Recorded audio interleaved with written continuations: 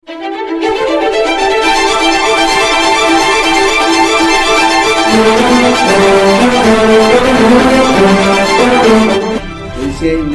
ಸ್ವಾಗತ. ನಾನು ನಿಮ್ಮ PH ನಾಯ್ಕೋಡಿ.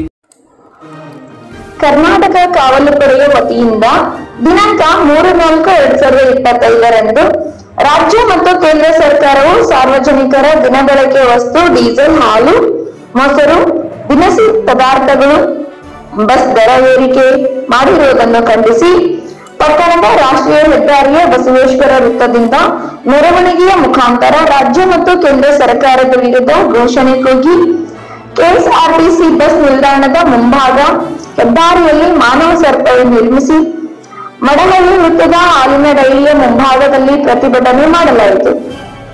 ಈ ಸಂದರ್ಭದಲ್ಲಿ ಕಾವಲು ಪಡೆಯ ತಾಲೂಕಾ ಅಧ್ಯಕ್ಷರಾದ ಅಬ್ದುಲ್ ಮಾಲಿಕ್ ಮಾತನಾಡಿ, ಕೇಂದ್ರ ಹಾಗೂ ರಾಜ್ಯ ಸರ್ಕಾರವು ಬಡವರ ನಿತ್ಯ ಬಳಕೆಯ ಆಹಾರ ಪದಾರ್ಥಗಳು, ಹಾಲು, ಡೀಸೆಲ್ ದರ ಏರಿಕೆ ಮಾಡಿರುವುದನ್ನು ಖಂಡಿಸಿದರು. ಜಿಲ್ಲಾ ಅಧ್ಯಕ್ಷರಾದ ಅಬ್ದುಲ್ ರಶೀದ್, ಹಿರಿಯ ಕನ್ನಡ ಪರ ಹೋರಾಟಗಾರರಾದ ಬ್ರಹ್ಮಾನಂದ್, ಗಡಿನಾಡು ವನ್ಯಜೀವಿ ಪರಿಸರ ಸಂರಕ್ಷಣೆ ಅಧ್ಯಕ್ಷರಾದ ಪಿ ಬಾಲುರವರು ಮಾತನಾಡಿದರು. ನಂತರ ತಾಲೂಕು ಕಚೇರಿಗೆ ತೆರಳಿ ದಂಡಾಧಿಕಾರಿಗಳಿಗೆ ಮನವಿ ಸಲ್ಲಿಸಿದರು. ಇದೇ ವೇಳೆ ತಾಲೂಕು ಕಾರ್ಯದರ್ಶಿಗಳಾದ ಎಸ್ ಮುಬಾರಕ್, ತಾಲೂಕಾ ಉಪಾಧ್ಯಕ್ಷರಾದ ಮಂಜುನಾಥ್, ತಾಲೂಕಾ ಗೌರವಾಧ್ಯಕ್ಷರಾದ ರಾಮೇಗೌಡ, ಟೌನ್ ಉಪಾಧ್ಯಕ್ಷರಾದ ಸಾದಿಕ್ ಪಾಷಾ, ಟೌನ್ ಗೌರವಾಧ್ಯಕ್ಷರಾದ ಶಕೀಲ್, ತೆನ್ನಂಬಿಕಾ ಘಟಕದ ಅಧ್ಯಕ್ಷರಾದ ಮಹದೇವು, ಟೌನ್ ಯುವ ಘಟಕದ ಅಬ್ದುಲ್ ಜಬ್ಬಾರ್, ಟೌನ್ ಸಂಚಾಲಕರಾದ ಮಿಮಿಕ್ರಿ ರಾಜು, ರವಿಕುಮಾರ್, ಮುಂಟಿಪುರ್ ಮಾದಯ್ಯ, ಚಿನ್ನಸ್ವಾಮಿ, ರಾಜೇಶ್, ಸಿದ್ದು, ದಾದಾಪೀರ್, ಮನೋಜ್ ಸೇರಿದಂತೆ ಪದಾಧಿಕಾರಿಗಳು ಹಾಜರಿದ್ದರು. ಒಂದೊಂದು ಹುಟ್ಟಿರೋ ಮಗು ಮೇಲೆ 1 ಲಕ್ಷ ಸಾಲ ಆಗ್ತಾ ಇದೆ. ಇದು ದುರಂತನೇ ಸರಿ. ಇದೇ ರೀತಿ ಮಾಡ್ಕೊಂಡು ಹೋಗ್ತಾ ಇದ್ರೆ ಜನಸಾಮಾನ್ಯರು ತಿರುಗಿ ಬೀಳುವ ದಿನಗಳು ಅತಿ ಶೀಘ್ರದಲ್ಲಿ ಪಕ್ಕದಲ್ಲೇ ಇದೆ.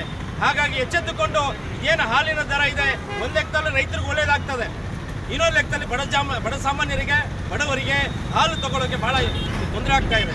ಅದರಿಂದ ಏನು ಬೆಲೆ ಏರಿಕೆಯನ್ನ ಮಾಡ್ತಾ ಇದ್ದೀರಿ, ಕೂಡಲೇ ಹಿಂಪಡೀರಿ, ಇಲ್ಲಾಂದ್ರೆ ಜನಸಾಮಾನ್ಯರು ಬೀದಿಗಿಳಿಬೇಕಾಗುತ್ತೆ ಅಂತ ಈ ಮೂಲಕ ಎಚ್ಚರಿಕೆ ಕೊಡೋ ಮೂಲಕ ಕೇಂದ್ರ ಮತ್ತು ರಾಜ್ಯ ಸರ್ಕಾರಕ್ಕೆ ನಾನು ಒತ್ತಾಯಿಸ್ತಿದ್ದೇನೆ. ಜೈ ಕರ್ನಾಟಕ, ಜೈ ಭುವನೇಶ್ವರ್.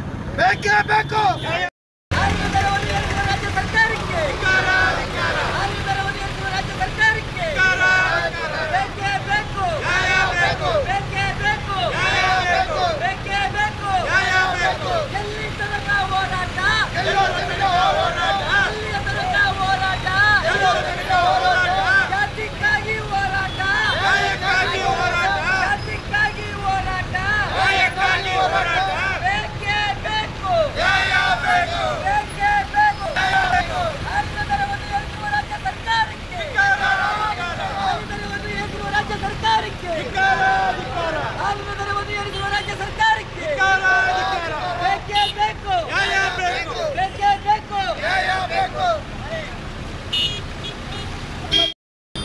ಆತ್ಮೀಯ ರಾಜ್ಯದ ಸಮಸ್ತ ನಾಗರಿಕ ಬಂಧುಗಳೇ, ದಿನದಿಂದ ದಿನಕ್ಕೆ ಅಗತ್ಯ ವಸ್ತುಗಳ ಪದಾರ್ಥಗಳ ಮೇಲಿರ್ತಕ್ಕಂಥ ಬೆಲೆನ ದಿನದಿಂದ ದಿನಕ್ಕೆ ಗಗನಚುಕ್ಕಿ ಏರ್ತಾ ಇದೆ.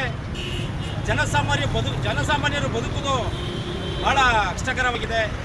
ಸಂಪಾದನೆ ನೋಡಿದ್ರೆ ಆಮೆ ಹೋಗ್ತಾ ಇದೆ, ಖರ್ಚು ವೆಚ್ಚಗಳನ್ನು ಕುದುರೆ ಓಡಂಗೆ ಓಡ್ತಾ ಇದೆ. ನಾವು ಬದುಕುವುದಾದ್ರೂ ಹೇಗೆ?